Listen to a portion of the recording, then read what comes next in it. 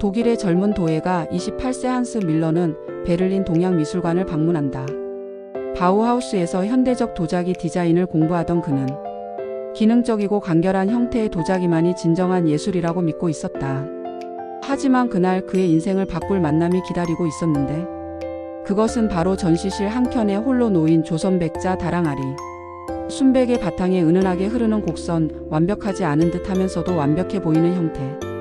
한스는 그 앞에서 발걸음을 멈췄다. 30분 1시간. 그는 마치 체면에 걸린 듯 그 항아리를 바라보며 서 있었다. 이것은 어떻게 만든 것일까? 한참을 보고 있는데 큐레이터 프랑츠 박사가 다가왔다.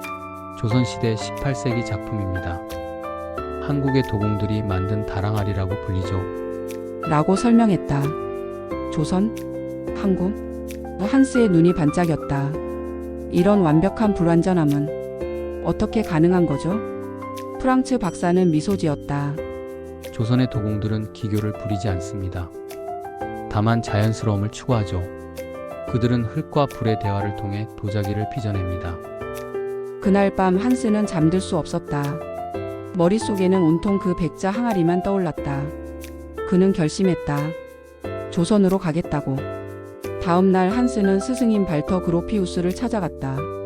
교수님, 저는 동양으로 가고 싶습니다. 조선의 도자기를 배우고 싶어요. 그로피우스는 고개를 저었다.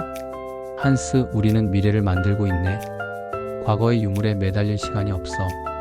하지만 교수님, 그 백자에는 우리가 추구하는 모든 것이 들어 있습니다. 기능성, 단순함, 그리고 영혼까지요. 영혼? 그로피우스가 비웃었다. 예술의 영혼이라니, 그런 낭만적인 생각은 버리게. 하지만 한스의 의지는 확고했다. 그는 동양학 연구소에서 일본어와 조선어를 배우기 시작했고 조선에 대한 모든 자료를 찾아 읽었다. 그리고 마침내 1932년 봄 조선행배에 몸을 실었다. 1932년 4월 한스는 부산항을 거쳐 경성에 도착했다. 일제강 전기의 암울한 현실 속에서도 조선 사람들의 눈빛에는 꺾이지 않는 무언가가 있었다. 조선 총독부 박물관의 일본인 관장 사토는 한스를 의아한 눈으로 바라봤다. 독일에서 조선 도자기를 보러 왔다고요? 일본 도자기가 훨씬 정교한데. 아니요. 한스는 단호히 말했다. 조선 백자에는 일본 도자기에는 없는 무언가가 있습니다. 그 무언가를 배우러 왔어요. 사토는 코웃음을 쳤지만 한스에게 광주 분원 근처의 도곡 마을을 알려주었다.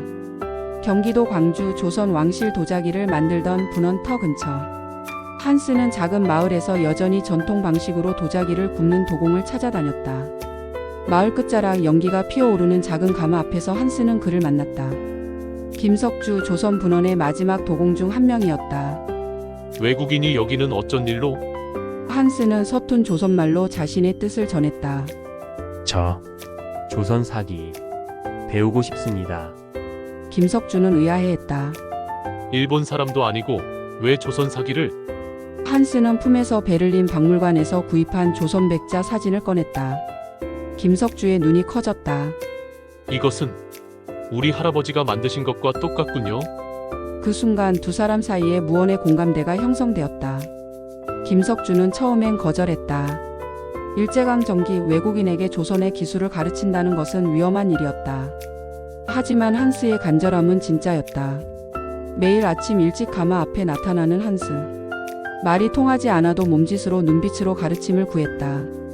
김석주의 마음이 움직였다. 좋소. 하지만 조선 사기는 손재주만으로는 안 돼요. 마음을 비워야 하오. 한스는 고개를 끄덕였다. 비록 완전히 이해하지는 못했지만 그 말 속에 깊은 뜻이 있음을 직감했다. 첫 수업은 흙을 만지는 것부터였다. 흙을 느껴보시오. 흙의 마음을 읽으시오. 흙이 마음이요? 그렇소. 흙도 살아있소. 물도 살아있고 불도 살아있소.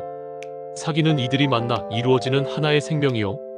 바우하우스에서 배운 기계적이고 정밀한 기술과는 완전히 다른 세계였다. 한스는 혼란스러웠지만 동시에 흥미로웠다. 석 달이 지나도 한스가 만든 도자기는 모두 실패작이었다. 물레도 제대로 돌리지 못했고 유약도 고르게 바르지 못했다. 어느 날 저녁 좌절한 한스에게 김석주가 말했다. 한스 씨, 당신은 머리로 사기를 만들려고 하오? 그래서는 안 돼요. 그럼 어떻게 해야 합니까? 마음을 비우시오. 기교를 부리려 하지 마시오. 흙이 원하는 모양을 만들어 주시오. 그날 밤 한스는 깊이 생각했다. 흙이 원하는 모양이라니. 다음 날부터 한스는 달라졌다. 완벽한 형태를 만들려 하지 않았다. 그저 흙의 감촉을 느끼며 자연스럽게 손을 움직였다. 신기하게도 그때부터 조금씩 제대로 된 형태가 나오기 시작했다. 한스가 조선에서 도자기를 배운다는 소문이 퍼지자 일본 당국이 관심을 보이기 시작했다. 1932년 가을 경찰서에서 한스를 불러들였다. 독일인이 왜 조선 도자기를 배웁니까? 일본 도자기가 더 우수한데. 저는 단순히 예술을 배우는 것뿐입니다. 조선인들과 무슨 이야기를 하는지 보고하십시오. 한스는 불쾌했지만 어쩔 수 없었다. 하지만 김석주에게는 이 사실을 말하지 않았다. 1933년 봄 예상치 못한 일이 일어났다. 김석주가 체포된 것이다. 혐의는 불온한 조선 문화 전파. 일제는 조선의 전통 문화를 말살하려 했고 그 과정에서 전통 도공들을 탄압했다. 한스는 충격을 받았다. 자신 때문에 스승이 고통받는 것 같아 괴로웠다. 그는 모든 것을 포기하고 독일로 돌아가려 했다. 하지만 김석주의 아들 김영수가 한스를 찾아왔다. 아버지께서 하신 말씀을 전해드리라고 하셨습니다. 한스는 우리의 소중한 것을 지켜줄 사람이니 끝까지 배우게 하라고 하셨습니다. 한스의 눈에서 눈물이 흘렀다. 이제 그는 단순히 도자기 기법을 배우는 것이 아니라 조선의 혼을 이어받는 것임을 깨달았다. 김영수는 아버지를 대신해 한스를 가르치기 시작했다. 하지만 일본 당국의 감시가 심해져 수업은 은밀히 진행되어야 했다. 밤늦은 시간 산속 작은 가마에서 한스는 계속해서 백자를 빚었다. 김영수는 아버지에게서 들은 이야기들을 전해주었다. 우리 조선 사기의 힘은 완벽함에 있지 않습니다. 불완전함 속에서 피어나는 자연스러움에 있어요. 자연스러움이요? 네. 서양에서는 모든 것을 똑같이 만들려고 하지만 우리는 하나하나가 다른 개성을 가지도록 합니다. 그것이 진정한 아름다움이에요. 한스는 점점 조선 도자기의 철학을 이해하게 되었다. 그것은 단순한 기술이 아니라 삶의 철학이었다. 1933년 말 한스는 독일로 돌아가야 할 시기가 다가왔다. 김영수와 함께 마지막 작품을 만들기로 했다. 다랑아리였다. 한스 씨, 이제 당신의 마음을 그대로 담아보세요. 기법을 생각하지 말고 당신이 조선에서 느낀 모든 것을 담아보세요. 한스는 눈을 감고 깊게 숨을 들이마셨다. 김석주 스승과의 첫 만남, 흙을 만지던 첫 순간, 조선 사람들의 따뜻함, 그리고 이 땅에서 느낀 모든 감동들. 그의 손이 움직였다. 물레 위에서 흙이 살아 움직이듯 모양을 갖춰갔다. 완벽한 원형은 아니었다. 약간 비틀어져 있었고 표면도 매끄럽지 않았다. 하지만 그 불완전함 속에 말할 수 없는 아름다움이 있었다. 이것이 바로 조선 사기의 혼입니다. 김영수가 감탄했다. 1934년 봄 한스는 자신이 만든 다랑아리와 함께 독일로 돌아왔다. 그리고 그의 가방에는 김석주 스승이 마지막으로 만든 작은 백자잔이 들어 있었다. 출감 직전 김영수가 전해준 것이었다. 베를린에 도착한 한스를 기다린 것은 차가운 시선들이었다. 바우하우스는 이미 나치에 의해 해체되었고 동료들은 한스를 이상하게 바라봤다. 2년 동안 동양에서 뭘 배운 거야?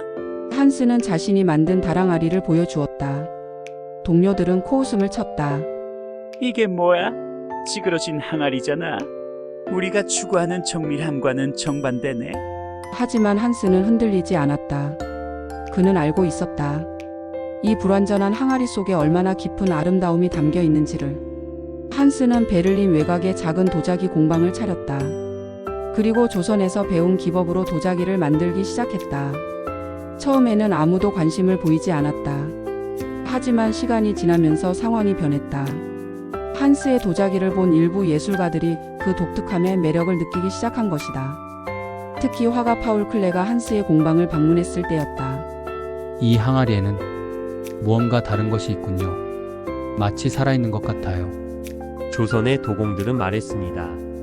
도자기에는 생명이 있다고요. 클레는 감탄했다. 그래요. 이것은 단순한 공예품이 아니라 살아있는 예술 작품이에요. 한스는 자신의 공방에서 제자들을 받기 시작했다. 그리고 그들에게 단순한 기법뿐만 아니라 조선 도자기의 철학을 가르쳤다. 완벽함을 추구하지 마세요. 자연스러움을 추구하세요. 기계적인 정밀함보다는 손의 온기를 담으세요. 흙과 대화하세요. 흙의 마음을 읽으세요. 제자들은 처음엔 이해하지 못했다. 하지만 시간이 지나면서 한스가 말하는 것의 의미를 깨달아갔다. 1936년 한스는 베를린에서 개인전을 열었다. 제목은 동양의 혼을 담은 서양의 그릇. 전시장에는 그가 조선에서 배운 기법으로 만든 다양한 도자기들이 전시되었다. 가장 중심에는 그 다랑아리가 놓여 있었다. 그리고 그 옆에는 김석주 스승이 만든 백자잔이 함께 전시되었다. 개막식에 온 관람객들은 처음엔 의아해했다. 하지만 한스의 설명을 들으면서 점차 이해하기 시작했다. 이 항아리들은 완벽하지 않습니다. 하지만 그 불완전함 속에 진정한 아름다움이 있습니다. 이것이 조선 도공들이 추구한 미학입니다. 곧 유럽 미술계의 거장들이 찾아왔다. 그들은 한스의 작품에서 새로운 가능성을 발견했다. 2차 대전이 시작되자 한스는 자신의 소중한 작품들을 지켜야 했다. 특히 김석주 스승의 백자잔은 목숨을 걸고 보호했다. 전쟁 중에도 한스는 몰래 도자기를 만들었다. 그리고 조선에서 배운 것들을 기록으로 남겼다. 언젠가 전쟁이 끝나면 이 소중한 유산을 세상에 알리겠다는 다짐으로. 전후 복구와 재기. 1945년 전쟁이 끝나자 한스는 다시 공방을 열었다. 이번에는 더 큰 규모로였다. 그리고 조선 도자기 연구소를 함께 설립했다. 한스는 젊은 도예가들을 가르치면서 조선 도자기의 철학을 유럽에 뿌리내리게 했다. 그의 제자들은 다시 그들의 제자를 가르쳤고 이렇게 조선의 도자기 정신은 유럽 전역으로 퍼져나갔다. 1950년 한국전쟁 소식을 들은 한스는 가슴이 아팠다. 김석주 스승과 김영수는 어떻게 되었을까? 그 아름다운 마을은 무사할까? 한스는 편지를 써보려 했지만 전쟁 중이라 연락할 방법이 없었다. 그는 매일 기도했다. 자신의 스승들이 무사하기를 그리고 언젠가 다시 만날 수 있기를. 1960년대 한스는 이미 유럽 도자기계의 거장이 되어 있었다. 하지만 그는 늘 자신을 조선 도자기의 전달자라고 생각했다. 그는 자서전을 썼다. 제목은 백자의 혼을 찾아서 조선에서 배운 진정한 아름다움. 책에는 김석주 스승과의 만남, 조선에서의 배움, 그리고 조선 도자기 철학에 대한 깊은 사색이 담겨 있었다. 책은 베스트셀러가 되었다. 유럽 사람들은 처음으로 조선 도자기의 진정한 가치를 알게 되었다. 그리고 그 불완전한 완벽함에 감동했다. 1970년 75세가 된 한스는 자신의 마지막 제자를 받았다. 한국에서 유학 온 젊은 도예가 이민호였다. 선생님, 저는 한국 사람입니다. 한국의 전통 도자기를 배우러 왔습니다. 한스의 눈에서 눈물이 흘렀다. 40년 만에 한국 사람을 만난 것이었다. 그렇다면 김석주 스승님은 어떻게 되셨나요? 이민호는 고개를 숙였다. 전쟁 중에 돌아가셨다고 들었습니다. 하지만 선생님의 이야기는 한국에서도 전해지고 있습니다. 한스는 김석주 스승의 백자잔을 이민호에게 전해주었다. 이것을 한국으로 가져가세요. 그리고 이 이야기를 한국 사람들에게 전해주세요. 한 독일인이 조선 도자기의 아름다움에 얼마나 감동했는지를. 1975년 한스 밀러는 80세를 일기로 세상을 떠났다.